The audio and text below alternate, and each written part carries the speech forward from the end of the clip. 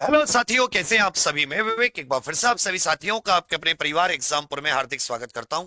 हम हैं एग्जामपुर कलम से क्रांति। क्या आप सभी को मेरी आवाज आ रही है? क्या आप सभी साथियों को मेरी आवाज बिल्कुल सही से आ रही है? एक बार यस या नो करके बता दीजिए, फिर बाबू आगे बढ़ते हैं।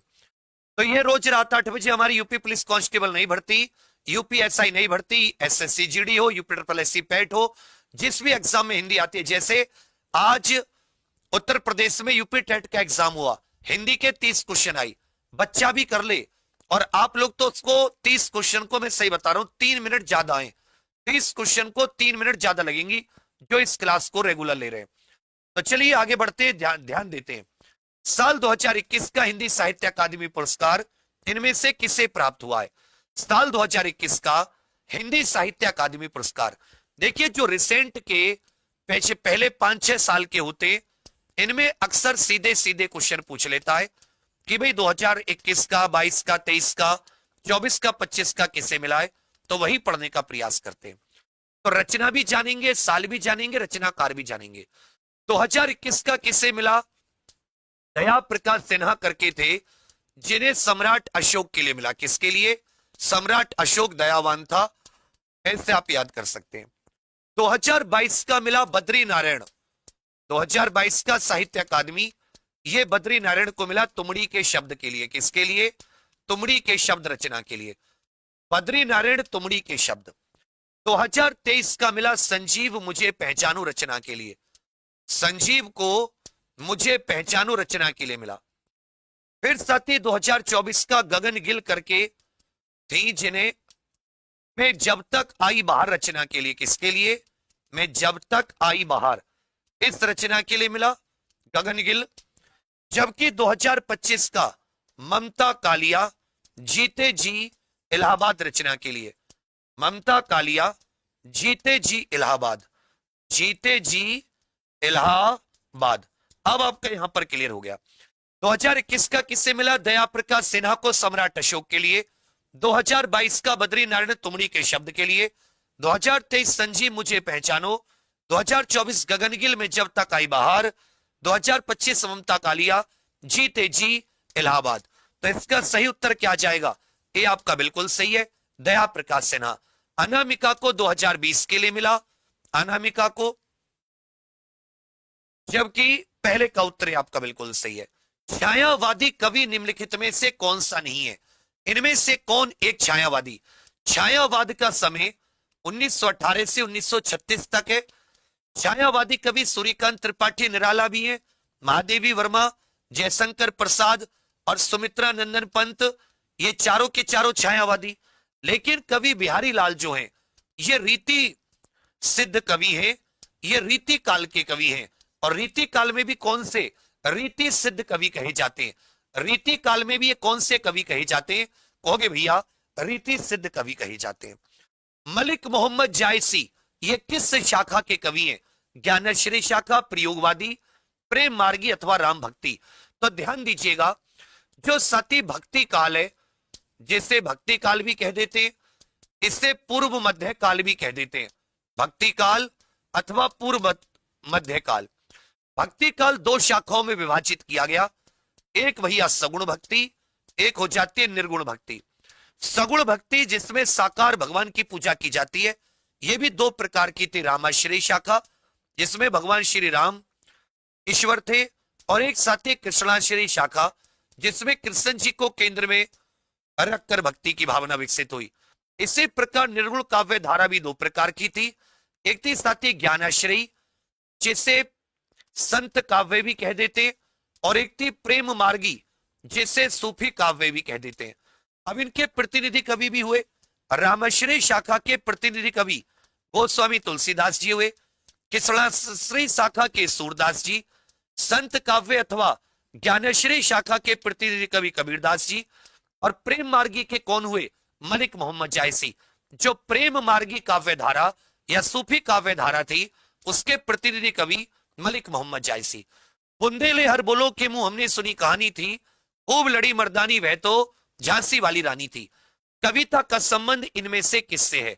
ध्यान दीजिएगा, यह सती वीर रस की कविता है। किसके? वीर रस की। झांसी की रानी सुभद्रा कुमारी चौहान जी की है। ये किसकी है? सुभद्रा कुमारी चौहान। राम नरेश त्रिपाठी की हो जाती है मिलन, पथिक, मानसी, स्वप्न। मिलन, पथिक, मानसी और स्वप्न, ये राम नरेश त्रिपाठी जी की हो जाती है। रामधारी सिंह दिनकर जी की कुरुक्षेत्र, कुरुक्षेत्र, हुंकार, ये सब रामधारी सिंह दिनकर जी की। तीसरे का सी, चौथे का डी। करुण रस का स्थायी भाव बताइए। करुण रस का, देखिए रस क्या है? जब भी आप काव्य पढ़ते सुनते हैं तो जो आपको आनंदानुभूति होती है, आनंद की जो अनुभूति होती है, उसी को रस कहते हैं। रस साथी स्त्री धातु से बना है, जिसका अर्थ होता है बहना। रस के कितने अंग हो जाते हैं? रस के 4 अंग हो जाते हैं। रस के कितने अंग है? कहोगे सर रस के 4 अंग है, कौन कौन से 4 अंग? रस का पहला अंग हो जाता है स्थायी भाव, जो भाव लंबे समय तक मन में रहते हैं, जिसकी वजह से वो भाव जगते हैं, जो शरीर पर प्रभाव पड़ता है भाव जगने से। और चौथा होता है व्यभिचारी अथवा संचारी भाव। व्यभिचारी अथवा संचारी भाव। तो यहां पर ध्यान देने वाली बात है, करुण रस का स्थायी भाव क्या होता है? शोक याद रखिएगा, यह करुण रस का। आश्चर्य अथवा विस्मय, ये अद्भुत रस का स्थायी भाव है। किसका भैया? अद्भुत रस का। हास्य, हास्य रस का। और भय किसका है? यह भयानक रस का। इस बात को ध्यान देंगे। शशि मुख पर घूंघट डाले, इसमें अलंकार बताना है। शशि मुख पर घूंघट डाले, अलंकार। उपमा, रूपक, उत्प्रेक्षा, यमक। शशि मुख, चंद्रमुख, मतलब मुख को सीधा सीधा क्या बना दिया? चांद बता दिया। उपमेय पर उपमान का अभेद आरोप। उपमेय उपमान में किसी प्रकार का कोई अंतर नहीं रखा, दोनों को एक जैसा बता दिया। यहां पर अर्थालंकार का भेद, रूपक अलंकार है। यहां पर अर्थालंकार का भेद, रूपक अलंकार है। पांचवें का डी, छठे का भी। बहराइच, सुल्तानपुर, रायबरेली, ये किस बोली के क्षेत्र है? बहराइच, सुल्तानपुर, रायबरेली।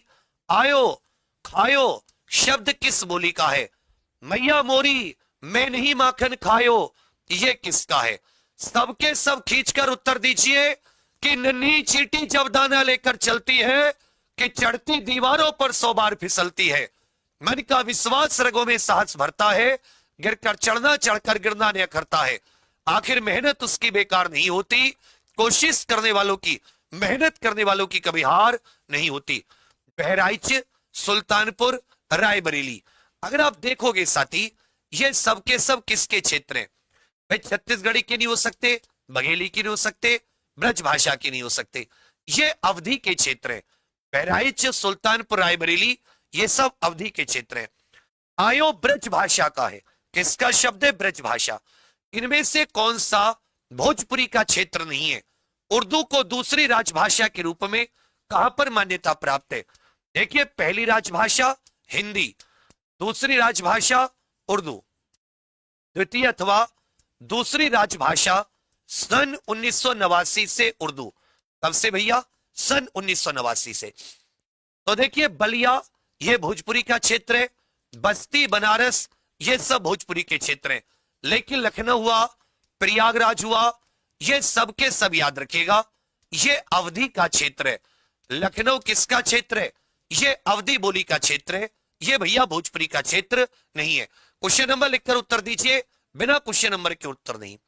उर्दू को दूसरी भाषा के रूप में ये अपने उत्तर प्रदेश में मान्यता प्राप्त है। तो पूछेगा उत्तर प्रदेश की दूसरी राजभाषा कौन सी है? आप क्या उत्तर दोगे? उत्तर प्रदेश की दूसरी राजभाषा कौन सी है? आपका उत्तर क्या आएगा? सबके सब कमेंट करके बताइए। उत्तर प्रदेश की दूसरी राजभाषा ये कौन सी है? सबके सब क्वेश्चन का उत्तर दीजिए। क्वेश्चन नंबर लिखकर, यूपीएसआई मेन चैनल जो भी देख रहे हैं, सबके सब एक बार क्वेश्चन नंबर लिखकर उत्तर दो, बेहोश कर दूंगा नहीं तो यही। उत्तर प्रदेश की दूसरी राजभाषा उर्दू है, उत्तर प्रदेश की। इनमें से कौन सा एक भोजपुरी क्षेत्र नहीं है? वही क्वेश्चन रिपीट हुआ है, पर यहां पर जिले दूसरे। पश्चिमी हिंदी अपभ्रंश के किस रूप से विकसित हुई है? जो अपनी पश्चिमी हिंदी जिसकी 5 बोलियां हैं, कब कब है? जिसमें आ जाता है खड़ी बोली, ब्रजभाषा, कन्नौजी, खड़ी बोली, ब्रजभाषा, कन्नौजी, बुंदेली, हरियाणवी। ब्रजभाषा, कन्नौजी, बुंदेली, हरियाणवी, जिसे बांगरू भी कहते हैं, हरियाणवी या जिसे बांगरू भी कहते हैं। इनमें से कौन से एक भोजपुरी का क्षेत्र नहीं है? तो देवरिया बिल्कुल भोजपुरी का क्षेत्र है। गोरखपुर, आजमगढ़, मऊ, आजमगढ़, ये जौनपुर, इसके अलावा भैया अपना बनारस, बलिया, मऊ, ये जितने क्षेत्र हैं ये सब के सब किसके हो जाते हैं? मिर्जापुर। ये सारे के सारे याद रखिएगा, ये सब किसके क्षेत्र हैं? ये भोजपुरी के। मिर्जापुर, बलिया, देवरिया। लेकिन जो प्रयागराज है, पुराना इलाहाबाद, ये अवधी का क्षेत्र है। यहां पर अवधी है भाई। प्रयागराज हुआ आपका साथी, लखनऊ हुआ, ये अवध क्षेत्र है। पश्चिमी हिंदी किससे विकसित हुई? ध्यान दीजिएगा, मागधी अपभ्रंश से बिहारी हिंदी का विकास हुआ। इसी से साथी बांग्ला का विकास हुआ, बंगाली भी बोल सकते हैं। इसी से असमिया और उड़िया, असमिया और उड़िया, ये भी चारों की चारों मागधी से निकली हैं। पैसाची से पंजाबी और लहंदा। भाई पैसाची से किसका विकास हुआ? पंजाबी और लहंदा। जबकि शौरसेनी अपभ्रंश से पश्चिमी हिंदी, राजस्थानी हिंदी और गुजराती। और अर्ध मागधी से निकली ये पूर्वी हिंदी, और पूर्वी हिंदी की 3 बोलियां होती हैं, अवधी, बघेली और छत्तीसगढ़ी। प्रश्न संख्या 13-14, हिंदी किस लिपि में लिखी जाती है? और भी साथी आपको 4 भाषाएं बतानी है जिनकी लिपि हिंदी वाली लिपि है। ऊंट के मुंह में जीरा, इस लोकोक्ति का उपयुक्त अर्थ बताइए। इस लोकोक्ति का सही अर्थ क्या होगा? ऊंट के मुंह में जीरा।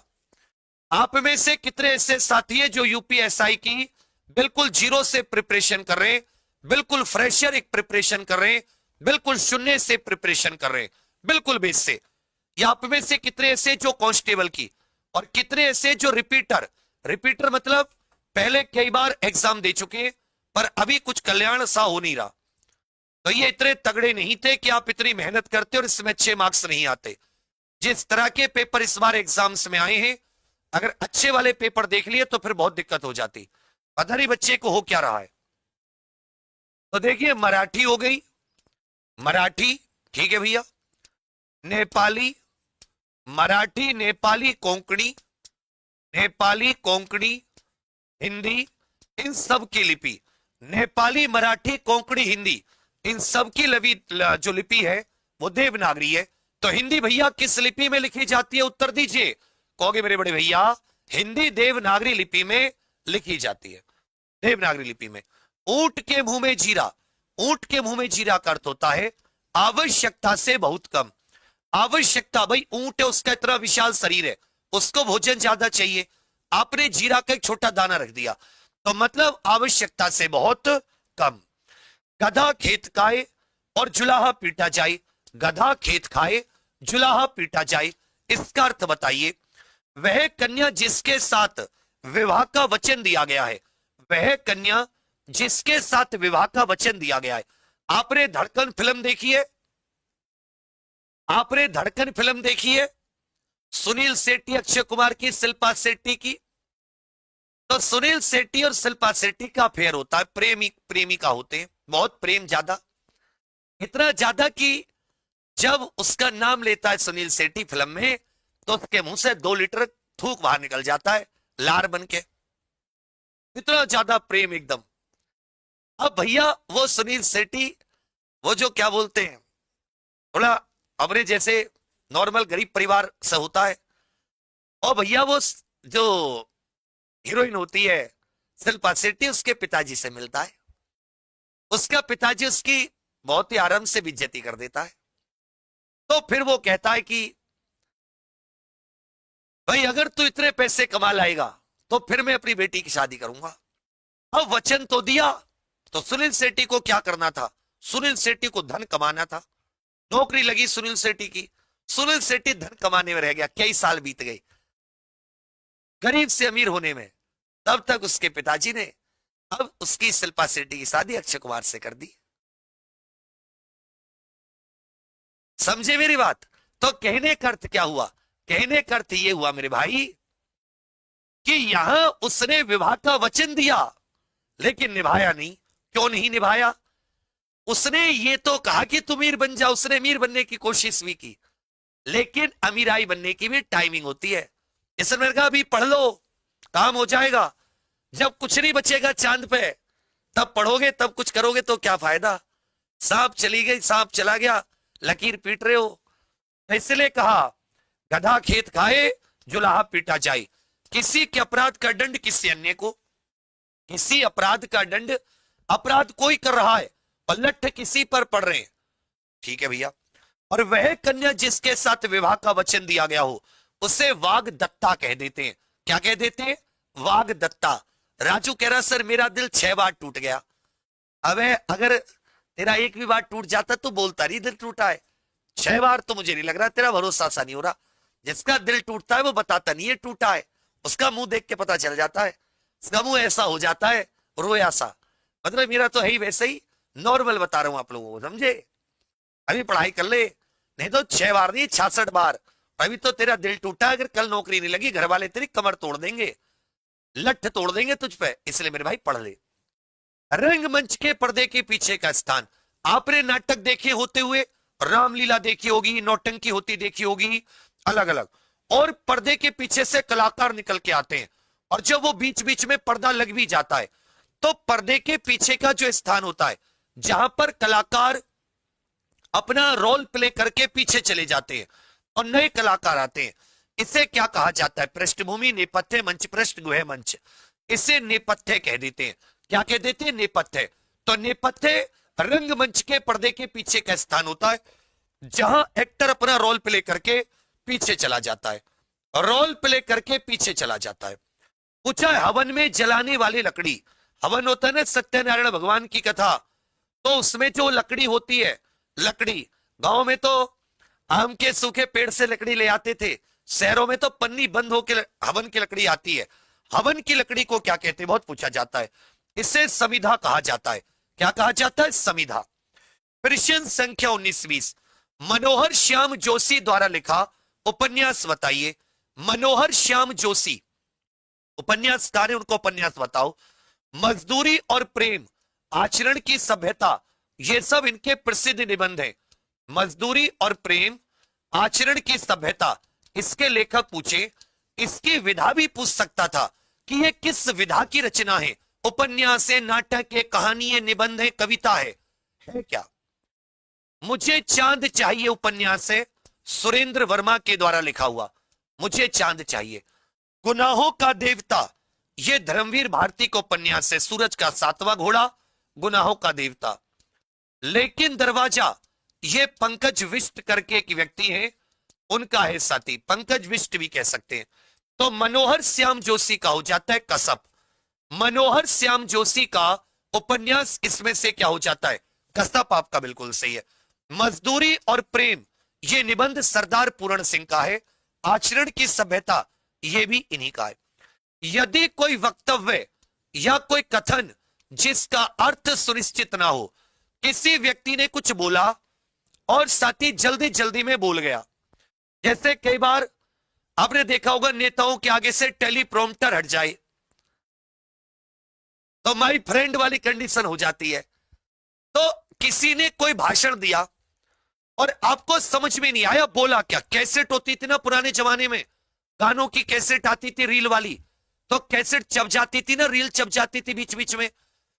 अगर किसी का वक्तव्य आपको पूरी तरीके से समझ में आ गया तो स्पष्ट, और समझ में नहीं आया तो ऐसे वक्तव्य को क्या कहेंगे? अस्पष्ट। तो अच्छे से याद रखिएगा, अस्पष्ट कहेंगे जिसका अर्थ सुनिश्चित ना हो। एक कह रहा है जी संदिग्ध, अरे संदिग्ध तो होगा जिस पर आपको संदेह हो, या संदेह की तो बात ही नहीं हो रही मेरे भाई। काम कुसुम धनु सायक लीने, सकल भुवन अपने बस कीने। इसमें कह रखा है कि काम माने कामदेव ने केवल फूलों का धनुष लेकर, फूलों का धनुष और बाण लेकर पूरे संसार को अपने वश में कर लिया। कामदेव ने फूल से निर्मित धनुष लेकर समस्त संसार को अपने मन बस में कर लिया। करा हुआ है नहीं करा हुआ है कामदेव ने। तो याद रखिएगा यहां पर साथी उपमा अलंकार है, यहां पर कौन सा है? उपमा अलंकार है। पूछा परिव्राजक शब्द का अर्थ बताइए। परिव्राजक का अर्थ क्या होता है? इनमें से एक शब्द का अर्थ पांव की आहट भी होती है, जो धीरे धीरे पांव की आहट नहीं आती, उसका भी एक अर्थ है। अनेकार्थी शब्द में से पूछा है, थोड़ा सा खींच कर लेकर चलो, बिल्कुल हल्के पड़ रहे हो कि राहें जहां तक जाएंगी राहगीर वहां तक जाएगा। ये दरिया से क्यों पूछ रहे, ये नीर कहां तक जाएगा? रे खींच धनु की डोर निशाना साधो अपनी मंजिल का, बाकी बाद में देखेंगे ये तीर कहां तक जाएगा। याद रखिएगा भैया, परिव्राजक होता है भ्रमणशील सन्यासी। वह सन्यासी जो एक स्थान से दूसरे स्थान पर भ्रमण करता रहता है, भ्रमणशील सन्यासी।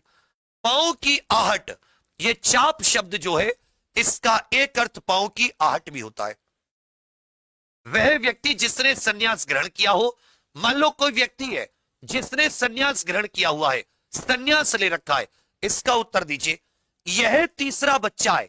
यह जो तीसरा शब्द है इसमें व्याकरण की दृष्टि से क्या है? यह तीसरा बच्चा है, इसमें व्याकरण की दृष्टि से बताइए क्या है?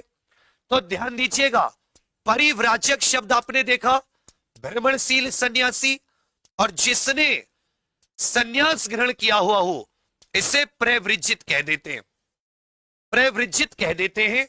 स्थिति आपका बिल्कुल सही है। बच्चा है विशेष से, बच्चे की विशेषता क्या है? पहला, दूसरा, तीसरा। संख्यावाचक में भी ये साथी क्रम, क्रम बोधक निश्चित संख्यावाचक विशेषण है। क्रम बताने वाला निश्चित संख्यावाचक विशेषण है। जिस विकारी शब्द से संज्ञा की व्याप्ति मर्यादित होती है उसे क्या कहते हैं? अब संज्ञा कह लो या साथी विशेष से कह लो, भाई जिस संज्ञा सर्वनाम की विशेषता बताई जाती है उसे विशेष से कहते हैं। अब मैंने लिखा गाय, गाय जातिवाचक संज्ञा है। जब मैंने गाय शब्द लिखा तो इसका अर्थ क्या हुआ? सारे संसार की गाय, जितनी भी दुनिया में गाय हैं, मतलब बहुत ज्यादा फैला हुआ शब्द है। लेकिन मैंने काली गाय, सफेद गाय, अगर मैंने कोई विशेषण शब्द लिख दिया तो ये जो विशेष है संज्ञा है। अब केवल किसकी बात हो रही है? सभी गाय की बात नहीं हो रही, उनमें से केवल काली गाय की बात हो रही है। अब सभी गाय की बात तो नहीं हो रही। इसका मतलब जो विशेषण होते हैं ये संज्ञा अथवा जो विशेष है उसकी व्याप्ति मर्यादित, संज्ञा अथवा विशेष की व्याप्ति मर्यादित करते हैं। तो जिस विकारी शब्द से विशेष की व्याप्ति मर्यादित होती है, जिससे संज्ञा की व्याप्ति मर्यादित होती है, तो इस संज्ञा को सीमा करने का काम कौन कर रहा है? जो गाय, संसार की सारी गाय। अब विशेषण लगा देने से केवल काली गाय की बात हो रही है, तो जो विशेषण होते हैं ये संज्ञा की व्याप्ति मर्यादित करते हैं, ये संज्ञा की व्याप्ति मर्यादित करते हैं। विशेषण ही इसका बिल्कुल सही उत्तर होगा। 8 बड़े चोर पकड़े गए थे, पुलिस की लापरवाही से आधे चोर भाग गए। वाक्य में किन शब्दों में विशेषण विशेष्य का संबंध नहीं है? यहां पर आपको 4 दे रखे हैं। एक ऐसा विकल्प बताइए जिसमें विशेषण विशेष्य का संबंध ना हो। तुरंत उत्तर दीजिए, जिसमें विशेषण विशेष्य का संबंध ना हो। उत्तर दो सबके सब। कैसे? चोर की विशेषता बड़े चोर, चोर की विशेषता आधे चोर, चोर की विशेषता 8 बड़े चोर। बाकी तीनों में विशेषण है, लेकिन पुलिस की लापरवाही, इसमें कोई विशेषण नहीं है। कनक कनकते सौगुनी में अलंकार बताइए, इसमें से उदाहरण अलंकार किसमें है? कि खल के वचन संत सहे कैसे, बूंद आघात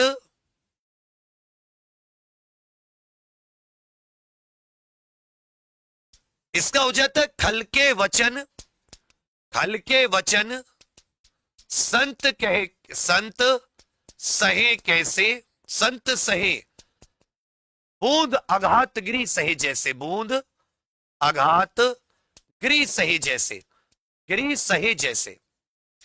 अब इसका अर्थ क्या हुआ? ध्यान दीजिएगा कि जो दुष्ट लोग होते हैं उनकी बातों को संत, जो अच्छा व्यक्ति है, उसको कैसे लेना चाहिए? कि संतों पर दुष्ट की बातों का असर वैसे होना चाहिए जैसे किसी पर्वत पर बारिश की बूंदों का असर होता है। भाई पर्वत का बारिश की बूंदों से घंटा बिगड़ता है क्या? बताओ। तो आपके बारे में कोई क्या सोच रहा है, आपके बारे में कोई क्या बोल रहा है, अगर आप अपने मन से पूछो कि भाई क्या वहां पर आपने किसी का दिल दुखाया, आपसे कोई गलती हुई, ठीक है क्षमा मांग लो, अन्यथा छोड़ो, अपने काम पर विशेष ध्यान दो। दुष्ट के वचन ऐसे ही सहने चाहिए संत लोगों को, जैसे पत्थर बारिश की बूंदों को सहता है। एक शब्द के एक से ज्यादा अर्थ, एक शब्द एक से ज्यादा बार आया, दोनों बार अर्थ अलग, यमक अलंकार। उदाहरण अलंकार किसमें है? उदाहरण अलंकार रखिएगा, कमल के समान इसमें उपमा अलंकार है, मुख मानो कमल है इसमें उत्प्रेक्षा अलंकार है। कमल जैसा, तो जहां पर जो जैसा लगा हो, जहां दो में उदाहरण की बात कर जा रही हो, मुख मुखे कमल कमल है इसमें साथी अनन्वय, 29 का बी 30 का उत्तर डी। प्रश्न संख्या 31, धुंधला शब्द में विशेषण बताइए। जैसे मैंने कहा धुंधला चित्र, तो इस चित्र की विशेषता क्या है? धुंधला है, इसमें विशेषण का भेद बताओ। धनामोल, यह किस प्रकार का विशेषण है? धनामोल का शब्द होता है आधा अधूरा। धनामोल का अर्थ क्या हो गया? आधा अधूरा। इसमें विशेषण पहचानिए। धुंधला गुणवाचक विशेषण है। धुंधला कैसा है? गुणवाचक। और अगर कोई चीज आधी हो या कोई चीज साथी ढाई हो, तो इसे हम लोग क्या कह देते हैं? इसे साथी ध्यान दीजिएगा, अपूर्णांक बोधक। इसे क्या कह देते हैं? अपूर्णांक बोधक। अपूर्णांक बोधक निश्चित संख्यावाचक विशेषण भी कह सकते हैं। इससे आप किस में रह सकते हैं? अपूर्णांक बोधक में भी रख सकते हैं। अब यहां पर इसमें दो आ गए, एक इसमें अपूर्णांक बोधक आ जाता है, एक इसमें साथी अनिश्चित वाचक आ जाता है, एक इसमें क्या जाता है? अनिश्चयवाचक, और एक क्या जाता है? अपूर्णांक बोधक। तो वही साथी आपको इसमें से दिमाग लगाकर उत्तर देना है कि इसका क्या बनेगा। अपूर्णांक बोधक, क्योंकि ये आधा अधूरा है, भी आपका बिल्कुल सही है। इनमें से संख्यावाचक विशेषण बताइए। ऋषि संज्ञा शब्द का विशेषण बताइए। ऋषि संज्ञा शब्द का विशेषण। भाई रावण, ये तो संज्ञा है, व्यक्तिवाचक संज्ञा। काला और खट्टा, ये गुणवाचक विशेषण है। इनमें से संख्यावाचक कौन सा है? 7। ऋषि शब्द से क्या बना? आर्ष बना। ऋषि शब्द से क्या बना? आर्ष शब्द बना। समुद्री सांप में घातक परंतु बहुत कीमती जहर पाया जाता है। समुद्री सांप में घातक परंतु बहुत कीमती जहर। दशरथ के प्राण राम के लिए आकुल थे, इसमें मुख्य विशेष से बताइए। दशरथ के प्राण राम के लिए आकुल थे। तो सांप की विशेषता क्या है? समुद्री। जहर की विशेषता क्या है? कीमती भी है, घातक भी है। तो इसमें 3 तो हो गए विशेषण और 2 हो गए विशेष से। 2 क्या हो गए साथी? विशेष से। विशेष से में एक तो हो गया सांप। सांप क्या है? घातक। और जहर क्या है? कीमती भी है, और जहर यहां पर घातक भी है। तो 3 विशेषण 2 विशेष से। ये कौन से ऑप्शन में? ए वाला आपका बिल्कुल सही है। दशरथ के प्राण राम के लिए आकुल थे, आकुल प्राण। इसमें पूछा है मुख्य विशेष से क्या है? यह बात समझ में आ रही है? ऐसा कौन सा शब्द है जिसकी मुख्य रूप से विशेषता बताई जा रही है? जिसकी मुख्य रूप से विशेषता बताई जा रही है। दशरथ, राम, प्राण या आकुल। तो याद रखिएगा प्राण की विशेषता। संयोग शब्द का विलोम बताइए। आगमन शब्द का विलोम बताइए। संयोग और आगमन का विलोम। बारिश हो रही है, बिजली तड़क रही है, बेटा घर में रहो। क्या हो गया? कोई बात नहीं, मानसून का सीजन है, बारिश नहीं होगी तो बहुत परेशानी होगी। बारिश हो, झमाझम बारिश हो, सारा ग्राउंड वाटर रिचार्ज हो जाए, सारा का सारा आपका जो तालाब झील सूखे पड़े वो भर जाए, खेतों की मानसून में धान की फसल, धान हो गई, अरहर हो गया, बाजरा हो गया, आपकी ज्वार हो गई, कपास हो गई, मूंगफली हो गई, इन सब के लिए बहुत जरूरी है। संयोग का विलोम क्या हो जाता है? कहोगे सर वियोग। आगमन माने आना, जैसे नेताजी का आगमन हुआ, और नेताजी का प्रस्थान, प्रस्थान माने क्या हो जाता है? कहोगे सर जाना। प्रस्थान माने जाना, जबकि आदान का विलोम हो जाता है प्रदान, महान का विलोम हो जाता है तुच्छ। प्रश्न संख्या 39-40, छिछला शब्द का विलोम बताइए, उदयाचल शब्द का विलोम बताइए। 39 और 40 का उत्तर दे दो सबके सब। हो गई है पीर पर्वत से पिघलनी चाहिए, इस हिमालय से फिर कोई गंगा निकलनी चाहिए। सिर्फ हंगामा फैलाना हमारा मकसद नहीं, हमारी कोशिश से यह सूरत बदलनी चाहिए। मेरे सीने में ने सही, तेरे सीने में सही, लगी वो आग कहीं भी, ये आग लगनी चाहिए। हम सब की मिलकर कोशिश है, ये सूरत बदलनी चाहिए। छिछला उथला एक ही बात होती है। छिछला मतलब जो कम गहरा होता है, उथला भी कह देते हैं इसे, जबकि विलोम क्या होता है? गहरा। भाई छिछला का विलोम क्या हो जाता है? गहरा। छिछला का विलोम क्या हो जाता है? गहरा। उदयाचल वो पर्वत जिसके पीछे से सूर्य निकलता है, तो विलोम क्या हो जाएगा? अस्ताचल, वह पर्वत जिसके पीछे जाके सूर्य छप जाता है। उदय का विलोम अस्त होता है। उच्छिष्ट शब्द का विपरीत या विलोम बताइए। उच्छिष्ट का क्या बताइए? विलोम बताइए। औरस शब्द का विलोम बताइए। औरस शब्द का विलोम। क्वेश्चन नंबर लिखकर उत्तर दो हर्ष। पढ़ाई कर ले, पढ़ाई बर्बाद मत कर खुद को, ये फिल्म नहीं चल रही। घाघरा नदी तो बाढ़ के लिए बहुत प्रसिद्ध है, तबाही भी लाती है भाई। उच्छिष्ट का अर्थ विलोम क्या हो जाएगा? अनुच्छिष्ट बनेगा। उच्छिष्ट माने बचा हुआ भोजन, विलोम हो जाएगा अनुच्छिष्ट। अखाद्य का क्या हो जाएगा? खाद्य। और अभक्ष का हो जाएगा भक्ष्य। औरस होता है साथी कानूनी संतान, शादी के बाद जो संतान होती है कानूनी संतान। और जारज होता है, जारज क्या होता है? औरस का विलोम क्या हो जाएगा? इसमें दत्तक भी हो जाता है और जारज भी होता है। गोद लिया हुआ, ये होती है अपनी प्राकृतिक संतान, और दत्तक क्या हो जाएगा? गोद लिया हुआ। प्रश्न संख्या 43-44, हिंदी साहित्य के पहले कालखंड को बीज वपन काल नाम किसने दिया? पहला कालखंड कौन सा था? आदि काल। भाई हिंदी साहित्य का पहला कालखंड कौन सा हो जाएगा, मुझे बताओ।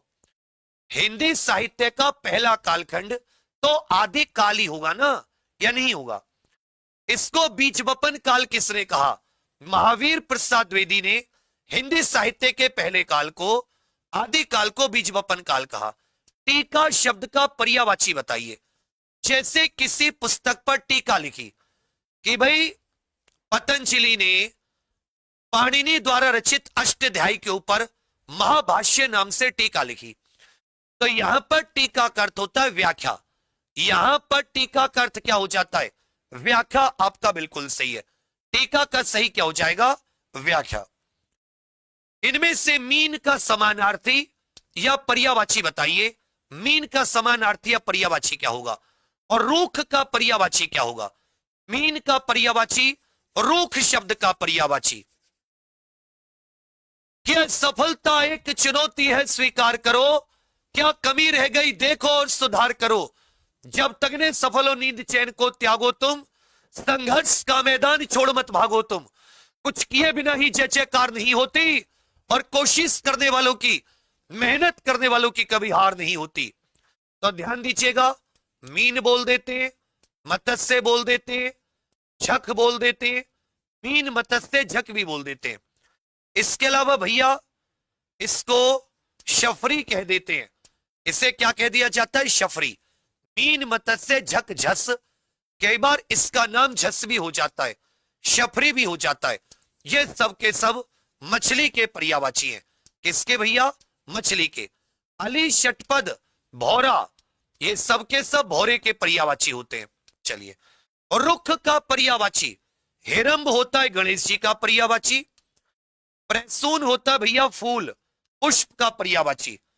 जबकि विटप ये रुख अथवा वृक्ष का पर्यायवाची है। रुख अथवा वृक्ष का पर्यायवाची है विटप। 47-48, इनमें से कौन सा शब्द ब्रह्मा का पर्यायवाची शब्द नहीं है?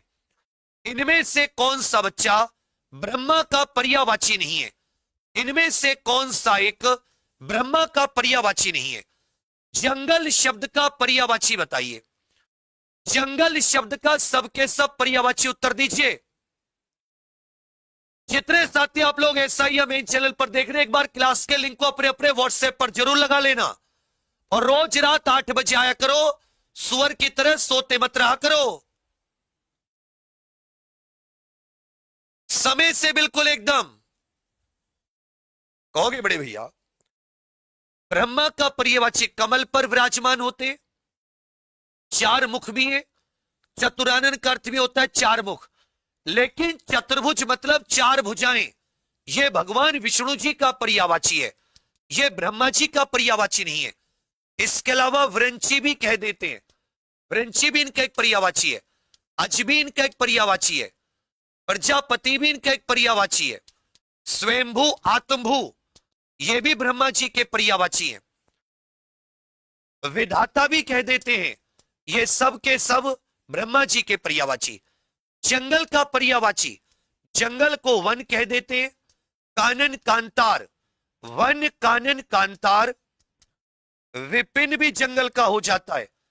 एक साथी अक्षय, अक्षय, अरण्य, ये सब के सब किसके? जंगल के पर्यायवाची। इनमें से कांतार आपका बिल्कुल सही उत्तर है, 47 का डी, 48 का सी। क्रोध का पर्यायवाची बताइए, त्रिपुरारी शब्द का अर्थ बताइए।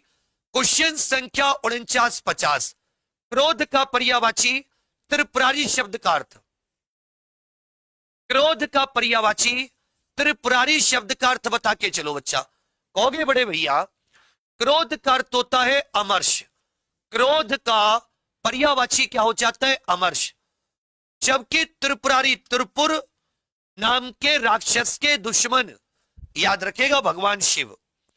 मछली का पर्यायवाची कौन सा नहीं है? इस तरह के क्वेश्चंस में अटक जाते हैं।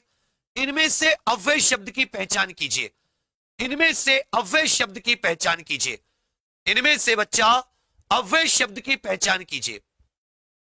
सबके सब उत्तर दीजिए। अव्यय की पहचान, अव्यय मतलब अविकारी, जिसमें लिंग वचन कारक के अनुसार कोई परिवर्तन नहीं आता। मछली का इनमें से हो जाएगा मीन, झक, मत्स्य।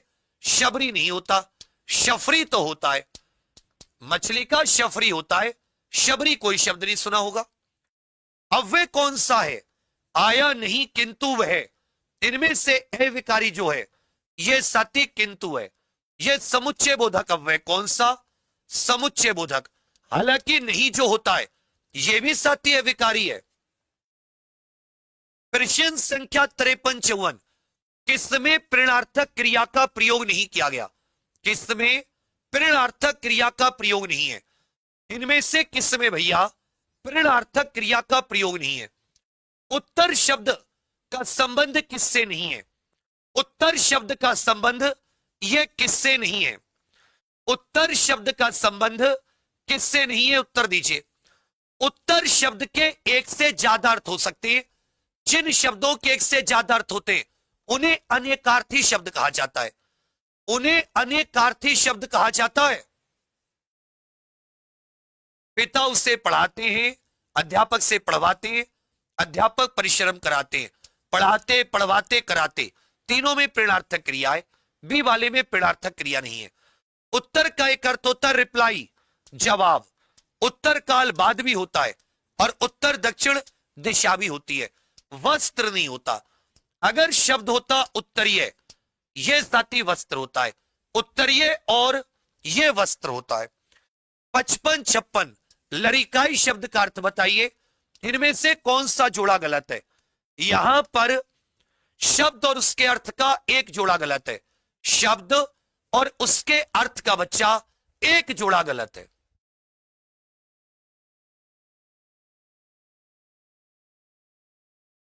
एक जोड़ा बेटा, एक भी क्वेश्चन ऐसा नहीं था जिससे हिंदी में आप दिखाते कि ये बाहर था। एक दो फालतू की रचनाओं को सोचकर। इस क्लास का बस इतना सा फायदा है कि हिंदी इससे एक क्वेश्चन बाहर नहीं जाता, इतना सा फायदा। कहीं नहीं भटकना, यही एक बार थ्योरी अच्छे से कर ली, एप्लीकेशन पर आराम से क्वेश्चन खेले जाओ। लड़िकाई का अर्थ होता है बचपन। कौन सा? अनिल शब्द का अर्थ हवा होता है, अस्तु का अच्छा होता है अनुसरण मतलब पीछे चलना। अभिराम अविराम, अविराम का अर्थ होता है लगातार बिना रुके, और अभिराम का अर्थ होता है सुंदर। अभिराम का अर्थ क्या होता है? सुंदर। ये जोड़ा गलत है। इनमें से शुद्ध वाक्य पहचानिए। इसमें अशुद्ध, शुद्ध अशुद्ध वाक्यों में बहुत अटकते हैं, शुद्ध अशुद्ध वाक्यों में बहुत गलत होने के चांस होते हैं। इस बार उम्मीद है कि साथी आप लोग सीखो, गलत नहीं करोगे। अगर नई भर्ती आई 3 साल की छूट का प्रयास करेंगे, पर मैं अभी आपको गारंटी नहीं दे सकता, प्रयास जरूर करेंगे। बिल्कुल ध्यान दीजिएगा, भारत कभी ब्रिटेन के अधीन था, गलत हो गया। अधीन कोई शब्द नहीं होता, अधीन शब्द होता है।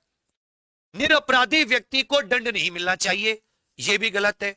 निरपराध को दंड नहीं मिलना चाहिए, निरपराधी व्यक्ति की जगह निरपराध होना चाहिए था। बादशाह ने मुक्त हस्त दान दिया, इसमें कोई गलती नहीं आ रही। उसे पैतृक संपत्ति में हिस्सा नहीं मिला, पैतृक की स्पेलिंग गलत है। देखिए पितृ प्लस एक, समझे? तो ये ई की मात्रा ए में बदल गई, और ये यहां पर क्या हो गया? ये कुछ ऐसा बन गया। ये क्या बन गया? ऐसा पैतृक, पैतृक संपत्ति में ये भी गलत हो गया। तो सही कौन सा है? सी वाला। बादशाह ने मुक्त हस्त, मुक्त हस्त का अर्थ होता है खुले हाथों से दान दिया। वाक्य अशुद्ध पूछा है, अशुद्ध। अनेकों कोई शब्द नहीं होता, अनेक शुद्ध शब्द होता है। नूपुर बड़े ऊ की मात्रा फिर छोटे ऊ, ध्वनि मनमोहक है, आपकी मने कामना पूरी हो। देखिए कई बार मनोकामना शब्द आ जाता है जो कि वर्तनी के हिसाब से पूरी तरह गलत है। मना कामना शब्द बिल्कुल सही है।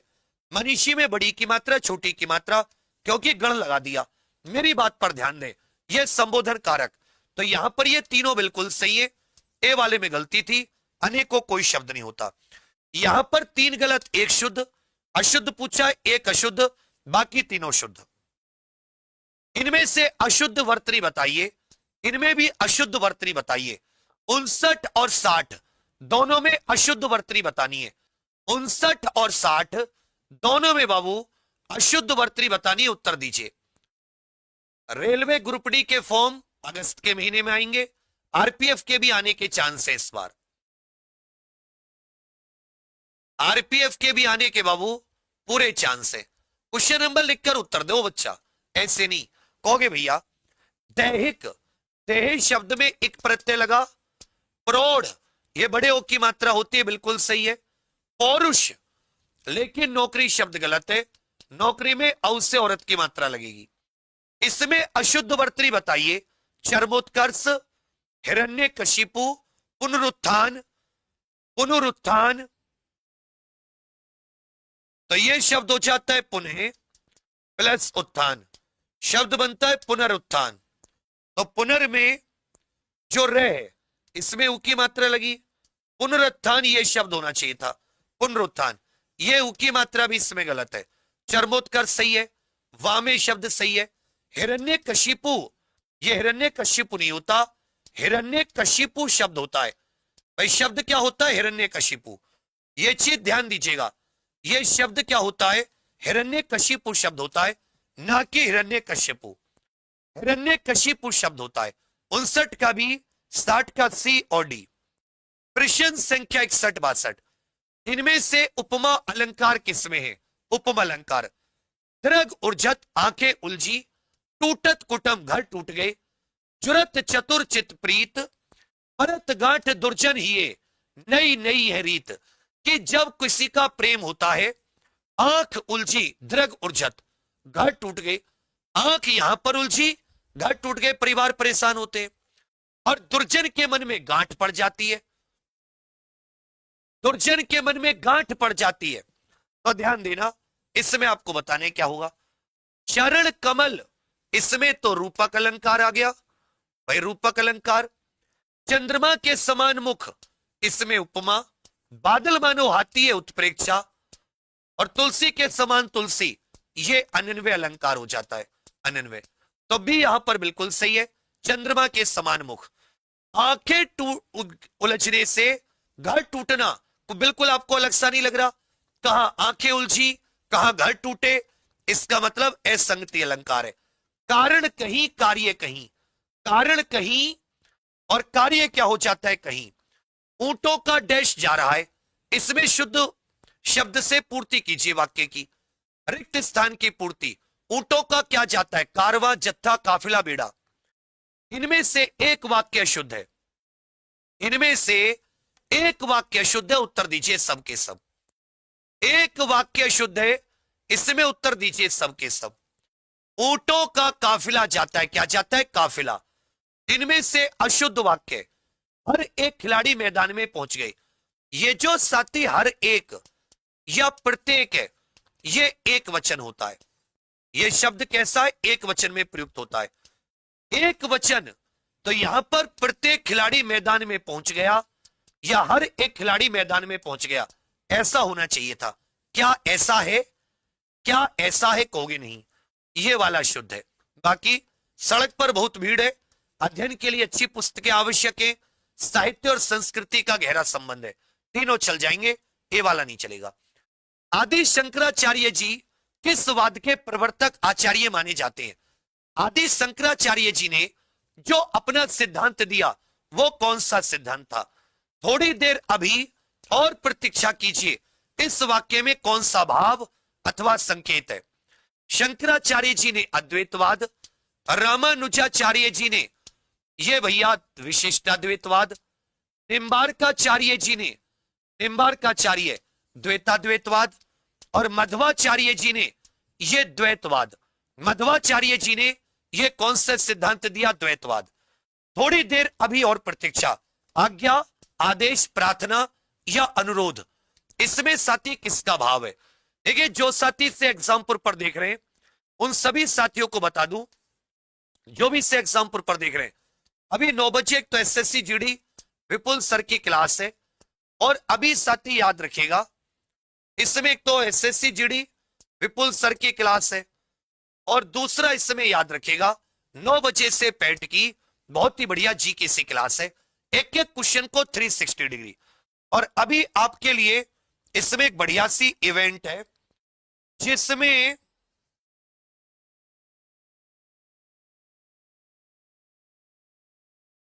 एक इवेंट तो थी इसमें,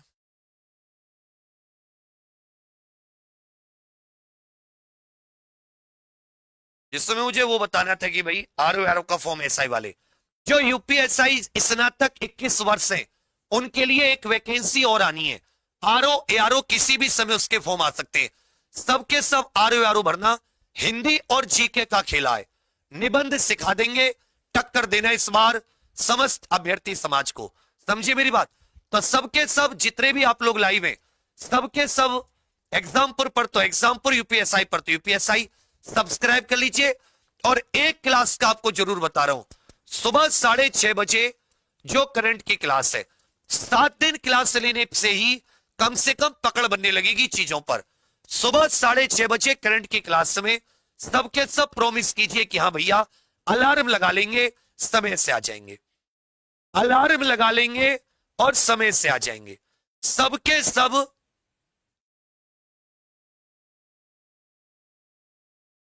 एक बार प्रॉमिस कीजिए। इसका पीडीएफ एग्जाम प्रेप पर मिलेगा। जो यूपी पुलिस कांस्टेबल के नए अभ्यर्थी हैं यूपीएसआई के लिए, सबके सब सहायता से जुड़कर तैयारी शुरू करो। मूल विधि की क्लास भी शुरू हो गई है, मैं बीएनएसएसएस तक पहुंच गया हूं, सारा बेसिक पढ़ा दिया है। तो एक भी दिन मत छोड़ो, जैसी क्लास चल रही है थ्योरी से बेसिक से, फिर भटकते रहोगे और फिर भटकने के बाद में रोते हो पेपर में ऐसा आया वैसा आया। इसी तरह यूपी कांस्टेबल कुछ नहीं है, मतलब बढ़िया बिल्कुल बेसिक से एक एक चीज पर पकड़ बनाते हुए मैथ, रीजनिंग, हिंदी, जीके बढ़िया क्लास शुरू हो गई है। केवल यूपी कांस्टेबल का बेस्ट सहायता, और आप कंप्लीट पूरा लाइफ टाइम वैलिडिटी वाला चाहते हैं तो कंप्लीट सहायता ले लीजिए। क्लास शुरू हो चुकी है, अब आप जब इंतजार करोगे कि तब आप उठोगे तब तक बहुत कुछ कंप्लीट हो चुका होगा। आज की आज एग्जाम प्रेप पर जाकर एसआई या कांस्टेबल जिसके लिए चाहते हो जुड़ो, और कल सुबह से इसकी क्लास शुरू करो, बस मेरा ये कहना है। ठीक है भैया, चलिए बाकी आप सभी के लिए बहुत सारी शुभकामनाएं, थैंक यू, धन्यवाद। अभी एसआई पर अगली मैथ की क्लास है, ले लिया करो। जय हिंद।